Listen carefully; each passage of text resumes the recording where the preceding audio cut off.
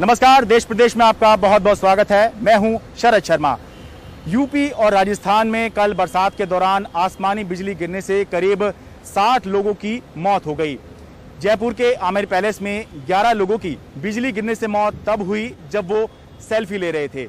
प्रधानमंत्री नरेंद्र मोदी ने इस हादसे पर दुख जताया और मुआवजे का ऐलान किया। कमाल खान की रिपोर्ट। आमिर पैलेस पे कुछ यूं चमकती रहीं बिजलियां। बारिश से हुए सुहाने मौसम में लोग ठंडी हवाओं का लुत्फ लेने ऊपर पहुंचे थे। यहां से शहर का खूबसूरत नज़ारा मिलता है। वे वॉच टावर से सेल्फी ले रहे थे, तभी बिजली गिरी और 11 लोग उसकी चपेट में आके मौत के मुंह में चले गए। तमाम लोग बिजली के खौफ से ऊपर से कूदकर जख्मी हो गए। उन्हें इलाज के लिए अस्पताल में भर्ती किया गया है। कई की हालत गंभीर है। पीएम रिलीफ फंड से उनके परिवारों को मदद का ऐलान हुआ है। मुख्यमंत्री अशोक गहलोत ने भी उनके मदद की घोषणा की है। पीएम मोदी ने इस पर ट्वीट कर कहा कि राजस्थान के कुछ इलाकों में आकाशीय बिजली गिरने से कई लोगों को अपनी जान गंवानी पड़ी है। इससे अत्यंत दुख हुआ। मैं मृतकों के परिजनों के प्रति अपनी गहरी संवेदना व्यक्त करता हूँ। राजस्थान में बारिश के साथ गिरी बिजली और भी कई जगहों पर तबाही लाई है। प्रदेश में 20 मौतें हुई। जयपुर में 11, कोटा में 4 बच्चे मरे, धौलपुर में 3 बच्चे, झालावाड़ में 1 व्यक्ति और 12 में 1। यूपी में प्रयागराज के रेरा गांव में बिजली से हुई मौतों पे मातम है। मोरध्वज का 14 साल का बेटा खेत में काम कर रहा था और पास में एक किसान बकरी चरा रहा था। बिजली गिरी तो बेटे की मौत हो गई। किसान जख्मी है, लेकिन उसकी बकरी खत्म हो गई। यार खेत में पानी लगाने के बिया लगाने के लिए गए थे, वहाँ से आ रहे थे, पानी बरसने लगा तो जो है बिजली गिरी ऊपर से और जो है ख़त्म हो गए। कितने लोग और लोग थे इनके साथ? हाँ, एक आदमी और थे, राम नारायण जिनका नाम है, और भी बकरी चरा रहे थे तो जो है उनकी बकरी भी ख़त्म हो गई। यूपी में एक दिन में 41 लोगों की बिजली गिरने से मौत हुई है। इनमें सबसे ज़्यादा मौतें प्रयागराज में हुई हैं। प्रयागराज में 14, कानपुर देहात में 5, फतेहपुर में 5, कौशाम्बी में 4, फिरोजाबाद में 3, उन्नाव में 2, रायबरेली में 2, हरदोई में 2, झांसी में 1 मौत हुई है। कानपुर में बिजली गिरने से एक शिव मंदिर को नुकसान पहुंचा है। फिरोजाबाद में 3 किसानों की मौत हुई है, लेकिन करीब 4 दर्जन जानवरों की मौत हो गई। जानवरों के पूरे झुंड के झुंड खत्म हो गए। ऊंधनी गांव में छोटे की 42 बकरियां और 1 गाय मर गई। पानी बरसा सो पानी 3 बजे के लगभग और बिजली तड़ानी एकदम खूब जोर। तो हम डर के मारे झोंपड़ी में को ले गए और बाद में देखी तो सब बकरियां गुंट हो गई। कितनी बकरी थी? 42 बकरी 1 गाय। यूपी के मुख्यमंत्री योगी आदित्यनाथ ने भी बिजली गिरने से हुई मौतों और नुकसान पर दुख जताया है और पीड़ित परिवारों की मदद के निर्देश दिए हैं। प्रदेश के राहत आयुक्त ने उन्हें 4-4 लाख का मुआवजा देने का ऐलान किया है। शहरों में ऊंची इमारतों पे लाइटनिंग कंडक्टर लगे रहते हैं, जिससे अगर बिजली गिरे भी तो वो ज़मींदोज़ हो जाती है, लेकिन गांवों में खेतों में उससे बचने का कोई तरीका नहीं होता है। मानसूनी हवाओं के टकराने से बनने वाले बादलों और उनमें होने वाले इम्बैलेंस से बिजली बनती और गिरती है और इसकी भविष्यवाणी करने का कोई तरीका नहीं होता है। लिहाजा इतने बड़े पैमाने पर इससे नुकसान हो जाता है। जयपुर में हर्षा कुमारी सिंह के साथ लखनऊ से कमाल खान, एनडीटीवी इंडिया। हिमाचल प्रदेश के धर्मशाला में मानसून का रौद्र रूप देखने को मिला। पर्यटन क्षेत्र भागसू में सोमवार सुबह बादल फटने से अचानक बाढ़ आ गई। हिमाचल प्रदेश के कांगड़ा जिले के धर्मशाला में बादल फटने से तबाही हुई है। यहाँ के पर्यटन क्षेत्र भागसू में आज सुबह बादल फटा, जिससे यहाँ अचानक बाढ़ आ गई। अचानक आई बाढ़ की वजह से यहाँ का एक नाला नदी में तब्दील हो गया, जिससे कई गाड़ियां पानी में बहने लगी तो कई गाड़ियां पानी में डूब गई। इसमें से कई लग्जरी गाड़ियां भी हैं। अचानक पानी के तेज बहाव के चलते भागसू में कई होटलों और घरों का भी काफी नुकसान हुआ है। वहीं स्थानीय लोग बादल फटने और उसके बाद नदी नालों में उफान आने के कारण सहमे हुए हैं। भागसू में इस वक्त अफरा तफरी का माहौल है। सोशल मीडिया पर वहां के वीडियो भी वायरल हो रहे हैं। दिल्ली में यमुना लगभग सूख चुकी है, जिसके कारण पानी का संकट गहरा गया है और आम लोग परेशान हो रहे हैं। दिल्ली सरकार का कहना है कि हरियाणा ने दिल्ली के हिस्से का पानी रोक लिया है, जिसकी वजह से ये हालात बने हैं, जबकि हरियाणा इस आरोप का सिरे से खंडन कर रहा है। ये मैदान नहीं, यमुना का पाठ है, जहां खूब पानी हुआ करता था, लेकिन आज शायद पहली बार यमुना में पानी इतना कम हो गया कि नदी ही सूख गई। ये हाल वजीराबाद बैराज से ठीक पहले का है, जहां यमुना हमेशा लगभग साफ और भरी भरी दिखती है। ऐसी यमुना वजीराबाद बैराज से पहले कभी नहीं देखी कि हम यमुना के अंदर ही आ जाएं। आमतौर पर ये देखिए, यमुना का किनारा वहां पर दूर है, वो है यमुना का किनारा, या तो उस तरफ दिखाई देगा आपको या इस तरफ, जहां पर देखिए अभी भी एक धारा के रूप में यमुना जी बह रही हैं। लेकिन हालात ऐसे हो गए कि ज़्यादातर हिस्सा जो है यमुना जी का सूख चुका है। तो हम यमुना जी के अंदर ही आकर रिपोर्ट कर रहे हैं और बता रहे हैं कि कितने ख़राब हालात में यमुना जो है पहुंच गई हैं और जल स्तर जो है कितना गिर गया है। दिल्ली जल बोर्ड के मुताबिक इसका कसूरवार हरियाणा है। उसने दिल्ली के हिस्से का 120 MGD पानी रोका है, जिसके चलते यमुना 1965 के बाद पहली बार सूख गई है। दिल्ली जल बोर्ड ने सुप्रीम कोर्ट का भी दरवाजा खटखटाया है।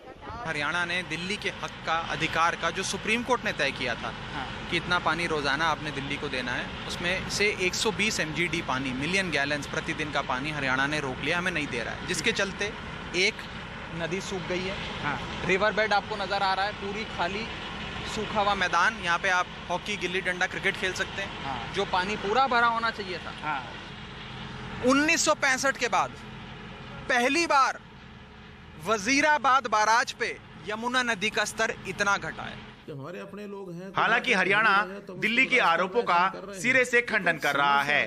हरियाणा सरकार का कहना है कि दिल्ली सरकार अपनी नाकामी छुपाने के लिए झूठी राजनीतिक बयानबाजी कर रही है। सच तो ये है कि यमुना में इस वर्ष लगभग 40% पानी की कमी के चलते हरियाणा ने दिल्ली को अपने हिस्से का पानी दिया है। यमुना नदी सूखने से दिल्ली के 3 water treatment plant Wazirabad, Chandrawal और ओखला अपनी क्षमता से नीचे काम कर रहे हैं। नतीजा ये कि सेंट्रल, वेस्ट और साउथ दिल्ली में पानी की भारी किल्लत देखने को मिल रही है।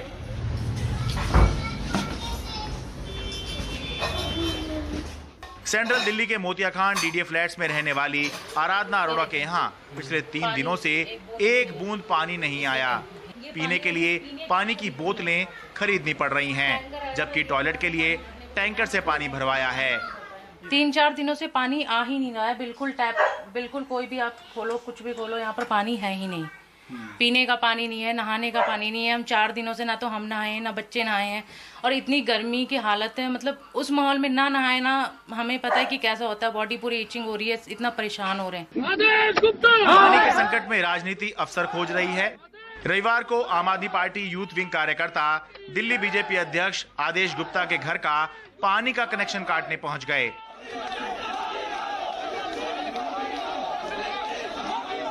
सोमवार को आदेश गुप्ता दिल्ली जल बोर्ड अध्यक्ष सत्येंद्र जैन के घर के बाहर जेसीबी लेकर उनका पानी का कनेक्शन काटने पहुंच गए। दिल्ली में हालात इस कदर खराब हैं कि लोगों को पानी नहीं उपलब्ध है। आपने कहा पानी माफ और बिजली हाफ के मुद्दे पर सरकार आई थी। ये कहा था हम टैंकर माफिया समाप्त कर देंगे, लेकिन आज भी वही टैंकर माफिया जो शीला दीक्षित की सरकार में था, वही टैंकर माफिया आज यहाँ पर काबिज है। कुल मिलाकर सारी समस्या बरसात में देरी के चलते हो रही है। इसलिए हालात अगर राम भरोसे भी कहे जाएं तो गलत नहीं होगा। दिल्ली से शरद शर्मा, NDTV इंडिया। क्या दिल्ली पुलिस यूपी पुलिस की तर्ज पर अपराधियों से निपटने के लिए एनकाउंटर का रास्ता अख्तियार कर रही है? ये सवाल इसलिए कि बीते एक हफ्ते में दिल्ली पुलिस ने 8 एनकाउंटर किए हैं, जिसमें 15 अपराधियों को गोली लगी है। बीती रात दिल्ली के शास्त्री नगर इलाके में दिल्ली पुलिस और बदमाशों के बीच मुठभेड़ हुई। इस मुठभेड़ में दानिश समेत 5 बदमाशों को गोली लगी। पुलिस के मुताबिक ये वही लोग हैं जिन्होंने 9 जुलाई की रात बाड़ा हिंदूराव इलाके में ताबड़तोड़ फायरिंग की थी, जिसमें 2 राहगीरों की मौत हो गई थी। पुलिस के मुताबिक पेशे से बिल्डर दानिश का नईम नाम के शख्स से प्रॉपर्टी को लेकर विवाद था। आरोपी नईम को मारने आए थे। हालांकि नईम हमले में बाल बाल बच गया। दिल्ली में हर रोज कहीं लूट, कहीं डकैती, कहीं झपटमारी तो कहीं हत्या की वारदात हो रही हैं। ऐसे में अपराध को काबू करने और अपराधियों पर नकेल कसने के लिए पुलिस मुख्यालय से खास दिशा निर्देश दिए गए हैं। दिल्ली में जब से नए पुलिस कमिश्नर बालाजी श्रीवास्तव ने पदभार संभाला है, अपराध की घटनाएं बढ़ी हैं। इसीलिए पुलिस हर रोज ताबड़तोड़ एनकाउंटर भी कर रही है। बीते एक हफ्ते के आंकड़ों पर नजर डालें तो 7 जुलाई को पुल प्रहलादपुर इलाके में मुठभेड़ में 2 लुटेरों को गोली लगी। 8 जुलाई को रोहिणी में मुठभेड़ में झपटमार सतीश को गोली लगी। 8 जुलाई को ही बेगमपुर इलाके में 2 लुटेरों से एनकाउंटर हुआ, दोनों के पैर में गोली लगी।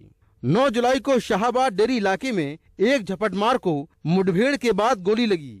10 जुलाई को द्वारका और रोहिणी में बदमाशों से मुठभेड़ के बाद 4 बदमाशों को गोली लगी। 11 जुलाई को शास्त्री नगर में मुठभेड़ के दौरान 5 बदमाशों को गोली लगी। इस तरह बीते एक हफ्ते में दिल्ली में 8 मुठभेड़ हुई, जिनमें 15 अपराधियों के पैर में गोली लगी। इनकाउंटर के दौरान अचूक निशाना साधकर अपराधियों के सिर्फ पैर में गोली मारने वाली दिल्ली पुलिस ताबड़तोड़ इनकाउंटर के बाद भी अपराधियों पर काबू नहीं कर पा रही है। अपराध बेलगाम है। नई दिल्ली से Mukesh Singh, NDTV India. Lockdown में छूट के बीच कई जगहों से आ रही लापरवाही की तस्वीरें स्वास्थ्य मंत्रालय की चिंता बढ़ा रही है। अब तक मंत्रालय मीडिया में रिपोर्ट की गई तस्वीरें ही साझा करता रहा, लेकिन अब स्वास्थ्य मंत्रालय का खुफिया विभाग यानी central bureau of health intelligence भी ऐसी लापरवाही की जानकारी जुटाएगा। सार्वजनिक जगहों पर यह भीड़ भाड़ डरा रही है। कोरोना की दूसरी लहर अभी बीती नहीं है और तीसरी लहर को रोकने की चुनौती सामने है। तो ऐसी जगहों पर अब central bureau of health intelligence भी नजर रखेगा और मंत्रालय को लापरवाही की खबर देगा। हमें चाहिए कि हम सर्विलेंस को बहुत ही पुख्ता करें, अच्छा करें और ख़ास तौर से हम वेरिएंट के ऊपर फोकस करें, तो हमारे जीन सीक्वेंसिंग है उसको अच्छा करें। साथ में जो हमारा कंटेनमेंट है वो हमारा बहुत ही फोकस होना चाहिए। माइक्रो कंटेनमेंट जोन पर हमें फोकस करने की ज़रूरत है। हमें चाहिए कि जो हमारा एक सर्विलेंस सिस्टम जो कंटिन्यू चल रहा है, जैसे कि IDSP प्रोग्राम है, उसको हम स्ट्रेंथन करें। हमारे जो ट्रीटमेंट प्रोटोकॉल्स हैं उनको दोबारा से देखने की ज़रूरत है कि कौन सा ट्रीटमेंट प्रोटोकॉल ज़्यादा अच्छा होगा। इस काम में CBHI, इसरो, अर्थ साइंसेज, फॉरेस्ट, पॉल्यूशन, जल मंत्रालय जैसे विभागों की भी मदद लेगा। इसके अलावा DGHS यानी directorate general of health services ने कोरोना की तीसरी लहर से निपटने को लेकर 8 अहम टीमें गठित की हैं, जो दुनिया के अलग अलग देशों में की जा रही रिसर्च को देखेंगी, देश में कोरोना को लेकर निगरानी का काम करेंगी, उपचार की रणनीति बनाएंगी और महामारी के हालात और असर पर समय समय पर मंत्रालय को अपनी रिपोर्ट देगी। खतरा कम हो, इसको लेकर तो मंत्रालय अपने स्तर पर काम में जुटा है, पर एहतियात बरतने को लेकर ख्याल आवाम को भी रखना है। नई दिल्ली से परिमल कुमार, NDTV इंडिया।